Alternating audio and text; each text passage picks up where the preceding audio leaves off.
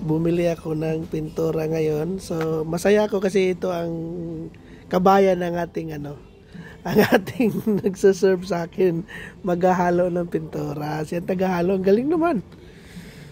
Sa bagay, computerized naman computerized, di katulad sa atin na mano-mano. So yan, meron tayong kabayan dito sa Banning, sa Hawiran, New Zealand. Siyang maghalo ng pintura. Nandito na ang pamilya mo, di ba, no? Ang mister mo, farmer? Farmer po. Yan, galing Ang mister ng farmer, tapos ilang taon ka na dito? 1 year and a half po. 1 year and a half. 1 year and a half lang siya. Nandito na siya. Nagtatrabaho sa Bunnings. Kasi sila, residente na. Residente na kayo, Pumunta pa ako visit visa. Tapos nung, last year ng May yata, nagkaroon ka ng residence na. work visa. Work visa. Visa pa rin ako. Ka-work visa ka pa rin ngayon? Oo, kasi kinulang kami ng, yung proof of living together. Yun. Importante kasi yun. Oo, kasi Saudi siya, tapos Pilipinas lang ako. 30 days lang siya na every year. Wala kami.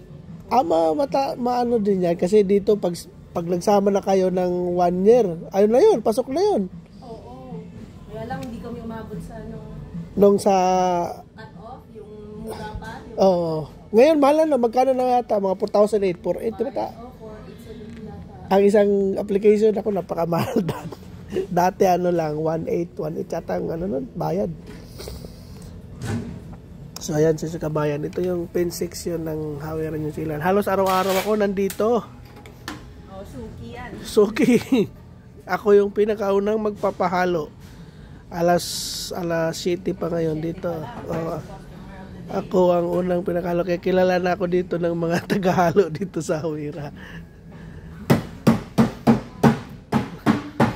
So nakakatuwa, ang tagahalo natin ay isang Pilipina. Saan ka, kabayan? Taga-Iloilo po ako. Tapos dito dyan na kami sa Kitimaray. Anong pangalan mo nga?